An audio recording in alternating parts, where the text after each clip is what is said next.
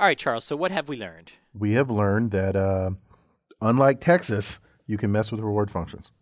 And what does that mean? Well, it means that you could take the rewards that you're given and you can modify them to still get the same policy, but maybe to learn it more quickly.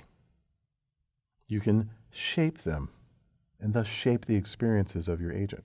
And I think we talked about 3 different ways that we can do that. Do you remember what they were? I remember one of them, potential functions. Sure, that was the last one. So also you can just do a shift. You can just add a constant, and it doesn't matter what that constant is, so long as it's a constant. And you can scale them.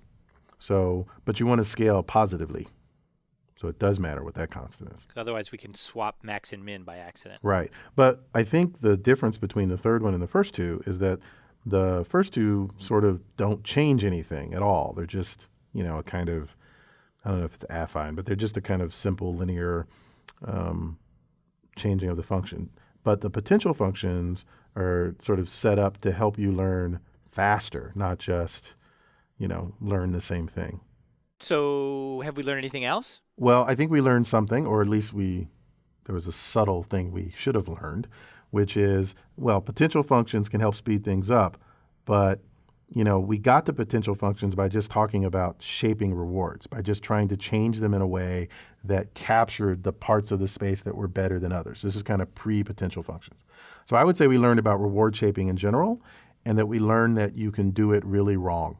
And what happens when it goes wrong? Well, when it goes wrong, you end up in these kind of suboptimal positive feedback loops. And in fact, the answer to that was potential functions. And that keeps us from getting into these loops because we subtract off the things that we gained. Sure, okay, I buy that. Okay, so that's good. So we learned about reward shaping in all of its various forms and learned that it can hurt you and that potential functions are a way to avoid that. And potential functions are kind of magical. They do some really clever things. Probably good if on the homework we look at some ways of building potential functions and which things tend to speed up more than other things. So there's some nice empirical questions there, and we should probably dive into that. Yeah, I like that because, I think, one could walk away from this thinking, potential functions are just magical. They work and everything's okay, except clearly there must be better potential functions than others. Must be some that have no real impact on learning and some that, have no impact on the speed of learning. In some sense, all we showed is that potential functions don't prevent you from finding the right answer, but presumably you could come up with a potential function that actually hurts. Yes.